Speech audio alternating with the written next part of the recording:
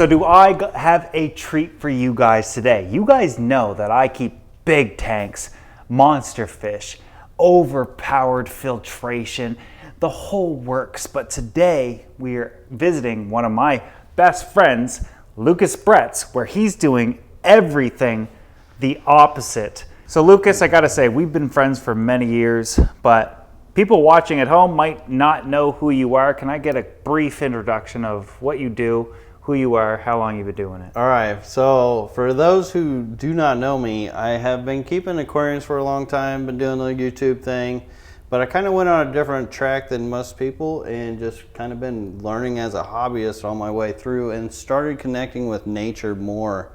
And it come to when I was keeping ponds outside, I started learning more about how things can really operate compared to what we're told commercially. And I started bringing that into the fish room, and that's when I started learning about how I could keep these fancy mud puddles in glass boxes. Yeah, these are really, really fancy yet successful mud puddles. And Lucas kind of encapsulated it because there is no filters, there are no heaters. It's just really healthy plants and really healthy fish. I'm not only here today for you guys, I'm here today to find out more about what Lucas is doing, how he's finding success, and maybe implement it in my own aquarium gallery. But Lucas, you have almost a warehouse of fish here. This is another building on your property filled with fish tanks. Do you know how many are in here? So there's roughly about 300, I'm not really sure. Just on the back wall alone, we've got 80, right here's 50, so there's at least around 300. And you know, this is a little different fish room than ones you may have ever heard or seen because there's actually no filters, so it's completely peaceful. It's really very quiet in here. Should we have a moment of silence? We should have a moment of silence for the fish.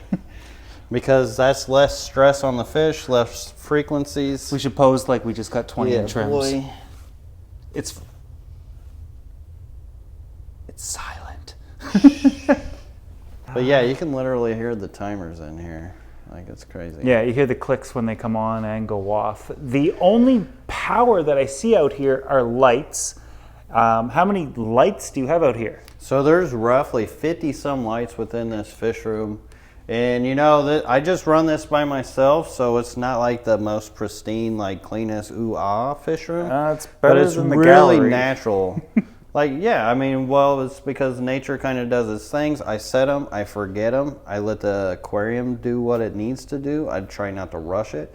Because with this aquarium hobby, a lot of times we want results right away. And it's a game of patience. And the longer you wait and take your patience with the tank, the more rewards and results you'll get out of it instead of trying to like force things to happen. Yeah.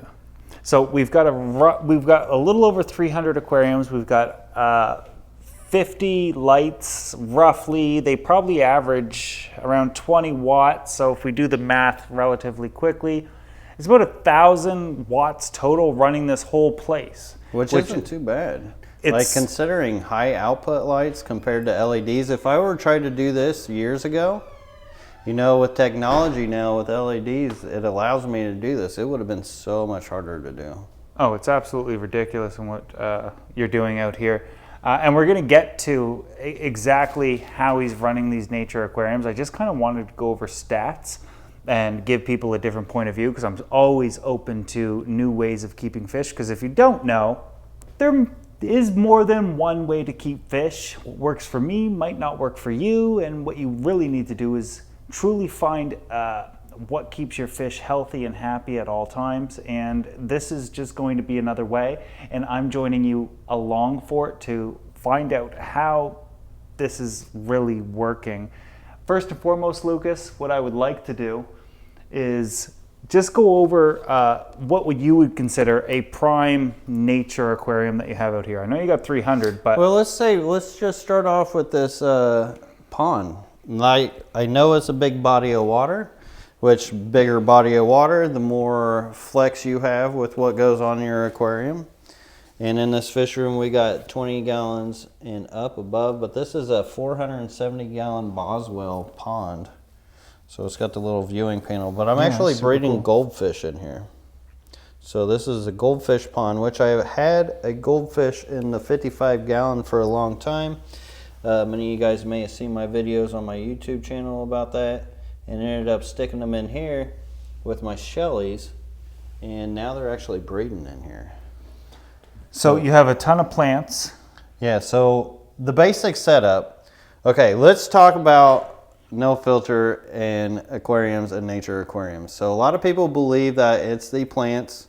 A lot of people believe that it's the substrate, when it is actually the biologically sound water. Knowing your water goes so far. And those people in the cities with tap water, a lot of times they'll dump chlorine, chloramine, and other things within your water, so it can be, you have to treat it. It's not like my well water comes out live. But it's the same thought and concept. So when you do your water change, or when your aquarium water has matured, it becomes biologically sound. So what I've known to exist is once we add water to an aquarium, bacteria can be free swimming, but certainly not going to populate the water column in numbers to support the fish.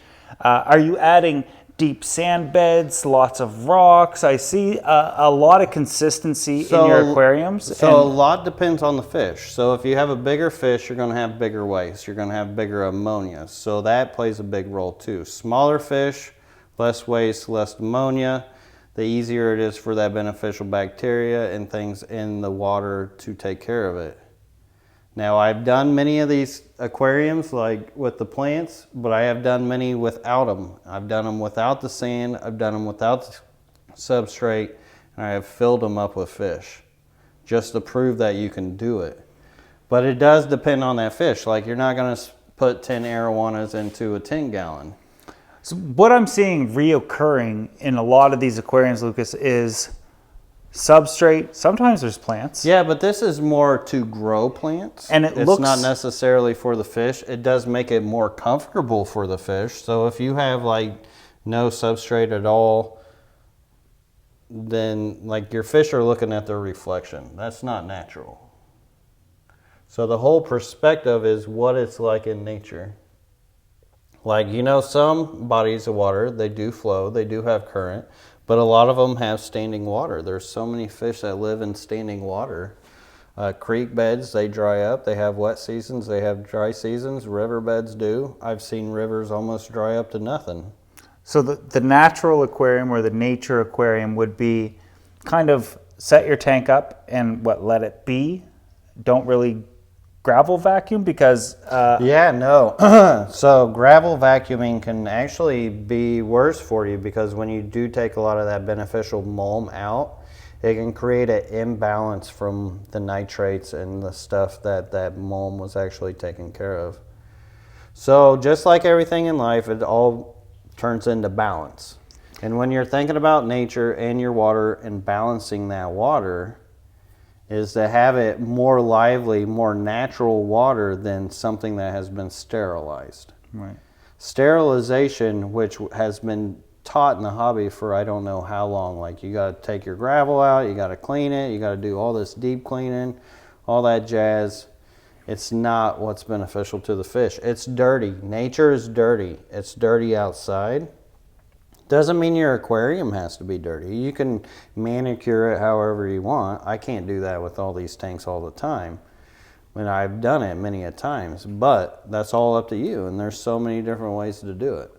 So this is definitely a tough cookie for me to swallow, or a tough pill for me to swallow, simply because I believe in flow, aeration, filtration, and everything here is the opposite. But I must say, the fish look absolutely phenomenal. You not only have these gorgeous fish here, and obviously we can't go tank by tank by tank, but if I had to kind of look at a few, obviously your plants are doing really good in this tank. Yeah, that guppy grass grows like crazy out here. But then I look over here and it's the same water, but then there's like lots of algae. So what would explain this? So there's actually less plants, more fish. How I feed plays a big role too. The amount of water changes I do plays a big role. And I know a lot of people will probably ask, what would be the ideal water change regimen? Which in an ideal world, I would do 25% each week. but sometimes I go months. It's been a year for some things. Damn. So it all depends on what's going on in there, how often I pull things out, how much material decays, like leaf material dying, what's feeding the algae, and other sorts like that. Recently, I've been learning a lot of this algae is probably even growing from my side lights coming by. So it can be just something simple like an imbalance like that. Yeah. That you just got to kind of think about to find which works best for your aquarium to figure out, hey, what's causing this? What can I do to fix it without trying to meddle with it too much? But for somebody to find the success that you're having with your plants, you're not using fancy equipment. You're using shop lights. No, which the biggest key to those plant growth is just the temperature scale of my light at 6500K, which is the blue spectrum, is where you'll get more growth for your aquarium plants. And a lot of this sand is actually from my yard, which is more beneficial than the sand that I would get in a bag. Because it probably has a little bit more minerals and nutrients, you're thinking? More naturally mineralized. And I will say that almost every aquarium is kind of sort of scaped. I don't know if anybody else is noticing, but it's almost as if all the scapes are slanted with a substrate. Do you like to have a little bit of substrate and then a lot? Well, that's kind of, I used to be an aquascaper, so like banking for perception and perspectives has always kind of been a thing. Like if you look at these 20s here, some of them are banked back, some are up front. Forward, yeah. So this one's forward, because this one's you can backwards. either look into the sand and I can study like what's going on there and just learn. So literally some of these tanks is with substrate from your yard. Yeah, all these. I am seeing a reoccurrence. Since these. I'm seeing like detritus in some of these tanks. You leave it. I do leave it because it's very beneficial. It actually helps with a lot of that waste. It's just a whole collaboration of microorganisms that's taking care of your water. Nature has a way of taking care of itself. That's why algae is around. If it wasn't for algae, we would be killing so many fish from impurities that algae takes up and eats and absorbs. Yeah, like some of the plant growth here is absolutely ridiculous. So how long do you keep your lights on for? So they all vary. I actually run these longer than I probably should, which is about 10 hours. Oh, geez, yeah. Yeah, but I like to have my fish tanks on. I would grow less algae if I had less lights. The fish tanks that actually go on the back wall, they actually only run 5 hours. Okay. That way I don't have to do as much maintenance scraping. There's so many tanks here. And algae, if you notice, there's like hardly any algae in those tanks. Yeah, yeah. Which that's my whole fry section. I find that whenever I have algae in my aquariums, my fish breed the most. Yeah. Oh, it's the most universal plant in the world. And it's ugly, but I will say everywhere there's over algae in here waterways. is the cleanest algae. We were talking about it earlier. Oh. It looks like a polyester filling. Kind of does. It's wild how some of the algae grows different ways. But you don't really have algae on surfaces. Maybe a little bit here, but oh yeah, rocks, driftwood, growing they're in big the column. magnets. And you notice I don't have a lot of driftwood or anything. That's because I got to catch fish. So they're kind of designed for functionality. Yeah, and all of these plants, all of these fish, not all, because you have your prized possessions, but almost everything, if you guys don't see that back wall.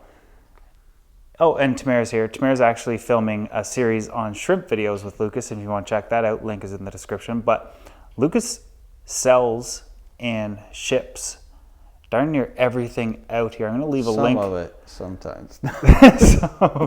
I'm a hoarder. I used to be an aquarium hoarder for a long time, and you know. But if you want some plants and fish and you know, invertebrates that are literally homegrown from a trusted source, from a friend of mine that's been a friend of mine for, I would say about almost a decade, something along those lines. You guys know I don't drop links. I'll leave one in the description for Lucas to not only his channel, but of course his web store as well. With that said, Lucas, I'd love to summarize the Nature Aquarium. Well, I do want to mention one thing too. As being a hobbyist, so there's a lot of ways I could like sell fish and do fish and all that stuff. So I've been a hobbyist forever. And the reason why I do a lot of what I do is because I started in the forum days as a hobbyist, and I always want to treat you guys as the same. Like how you started. Yeah, how I started, because I saw so much of the BS going on in the industry as far as what people are selling, and it just draws so many people away from the hobby. It's sad. So Lucas is also a local club member, supports his local clubs love him. But that also kind of like encapsulates why I'm here today. I'm here to speak at Lucas's local club. I support local aquarium clubs, local fish stores, and as well as my fellow hobbyists. I think that that these are the core things that somebody with a platform like I do have got to do. With that said, Lucas, I've got two last questions. One is, how would you summarize the Nature Aquarium? And if I were to take a 15-gallon right now and I wanted to set up a Nature Aquarium, what do I got to do? Okay, we'll just get dirt? Starting from scratch. Get your dirt from wherever you want. You can get soil, substrate, whatever you want. They do make fancy substrates that is like steroids for some plants. They can grow them a little faster. So it all depends on what you're looking out for it. But you can get something as simple as the sand from your yard, or you can get sand from the Home Depot, or wherever you find it. And a lot of people say plants don't do well in sand. I find they grow the best roots in sand. You have all kinds of plants that I literally can't grow. And just add some plants. You don't even necessarily need the plants, but it does make it look better. It gives your fish more to play with and swim through, and just a better environment to interact with and even eat sometimes. So there's many times in these nature aquariums where we can feed the fish within the system as well. But for the most part, if you're just setting up a tank, that's it. Leave your water for the first month. Let it kind of mature out. Then from then on, do a 25% water change. Take the algae out wherever you want when you need to, or scrape the tank. And then just keep doing that, and you should have success. But the biggest trick is getting healthy fish to begin with. You're saying I could just do a substrate of any type. I don't necessarily need plants. Do rock and pebble. Yeah, there's a lot of plants you can do. No filtration, no flow. Let it sit for a month. 6,500 kelvins if you're going to do plants, and we should be good to go. Yeah, and 25% water change once a week. So having well water, I could literally put fish in there the same day. Yeah. So it all depends on your water too. But yeah, it's pretty simple.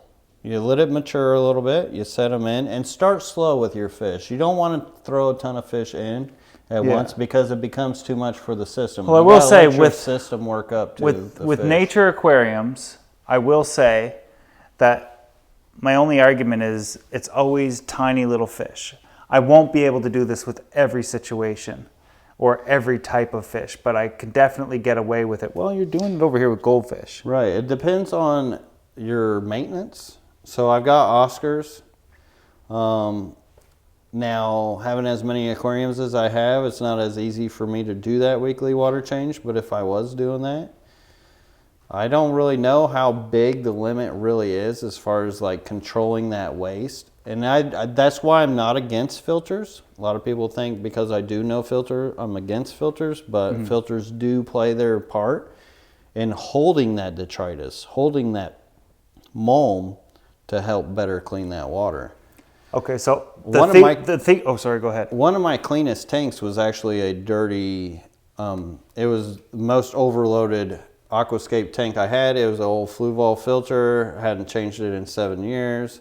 Water hardly trickled through it, but since there was so much beneficial mold in there, the nanoparticles that would get squeezed through was so fine that it would clear up that water so crazy.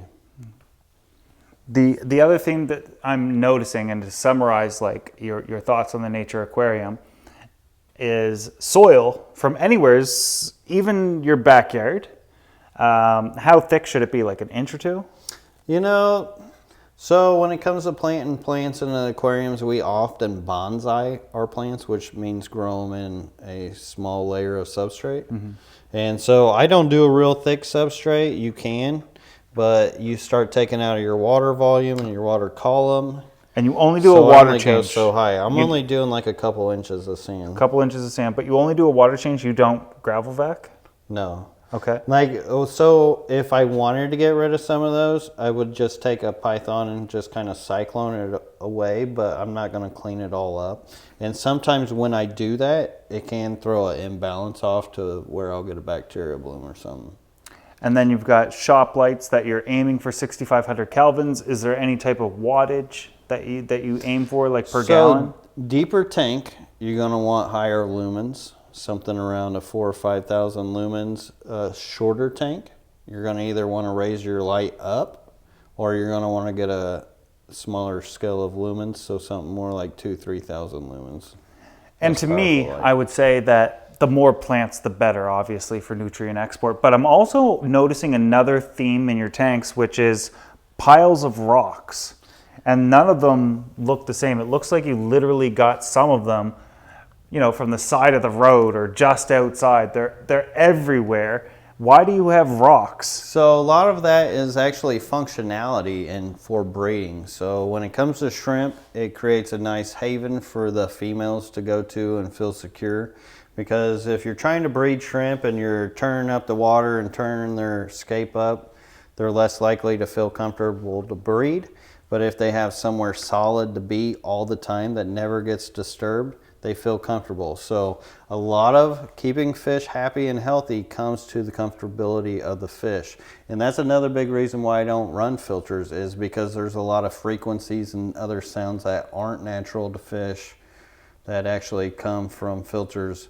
And when it comes to breeding, the more comfortable you can get them, the more likely they are to breed. And just like these mascara barbs with the whole rock pile all the way up underneath them, they'll scatter their eggs in there. There was one time I had hundreds of babies just come out of there. Okay, so before I ask your last question, a lot of people are going to ask how you get up here. He uses a ladder. My question is, out of over 300 aquariums, what are your top 3 to die for that you were most excited about, like for say this week? Oh, that's so hard to pick. But like I showed earlier here, the goldfish pond, and that's mostly because the goldfish are actually breeding. Anytime that I come out here and find that a fish is breeding that I'm not even really trying to breed, and I find babies around, it's always exciting for me. This would be number 1? At the moment right now, and then the next would be the Daphnia tank. Let me see if I can find a baby here for you. They're all over. Where's the Daphnia tank? Grass. There's a couple of them. A couple of them. Yeah. So this place goes on for quite some time. Like I said, there's not enough time to talk about everything and show you everything. You're going to have to just check out his own channel. He'll do that on his own. But there is tanks upon tanks upon tanks and fish, and they're incredibly healthy. From like I didn't even know this little area existed. Lucas, you got an empty shelf up here. How come there are no tanks? Yeah, I haven't got. There's still a lot of fish and shrimp I've got. So I spent most of the time building here. There's still a lot I plan on doing. And on and on.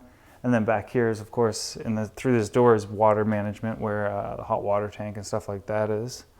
But so your goldfish is one. Your Daphnia, can you show me that one? Yeah, here. Do you want to get a shot of the babies?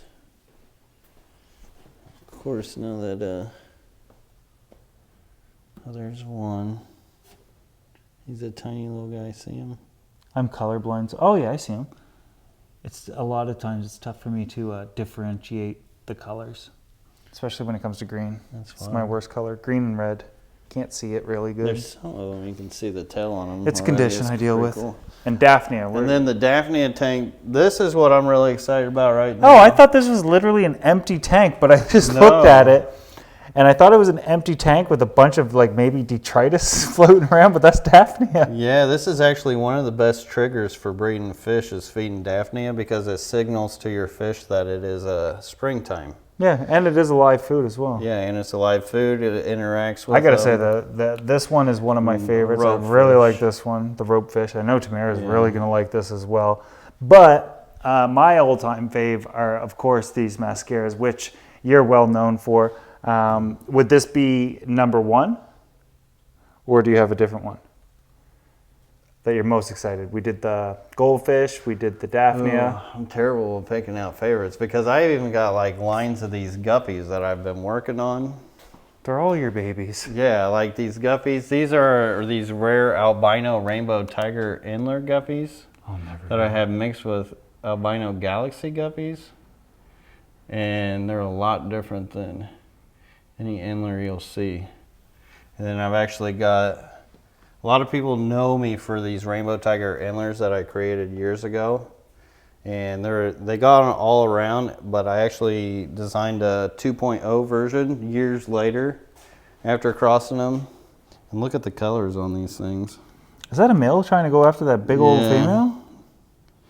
But see, they're rainbow tigers because they'll come in different colors, but they all have kind of the same patterns. They look like their fins are on fire. Yeah, the colors and patterns are wild. So I've just been breeding the most radical into And these little guys go after these big mamas. Mm-hmm. And they're all gravid too. Don't take no crap. You got to watch the big mamas. After a while, they can be a little ferocious. Yeah. Wow, look at the pink on that guy. I don't see the colors that you see, Lucas. Oh, sorry. They look yellow like and green black. And pink.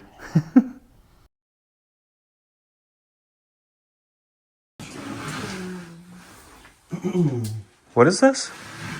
This is my quarantine section, so everything spends a month in here, at least before it goes out to the barn. Oh.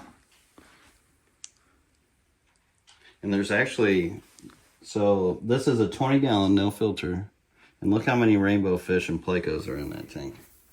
A lot of people say, oh, you just can't keep many fish. I don't know. No filter tank. I'm going to need some more convincing. I like the sound. Yeah, it's super quiet, eh? What is the plumbing for? Water changes or something? Yeah, I never finished it though. Because I have to drill through the house, and it's not one thing I'm just not ready to do. I was going to drill down from the bottom, but even these it's actually guppies, metal bracing. There's no filters on any of these, just detritus? And just nature. I mean, you could do it without detritus, but it definitely helps. So everything's quarantined here before you bring it outside? Yeah. Oh, he's got a... Oh, wow. He's got a few tanks in here. Yeah. He wanted axolotls? Mm-hmm. These are big ones. And you're doing these no filters as well? Yeah. And you got a bunch of shrimp. Yep.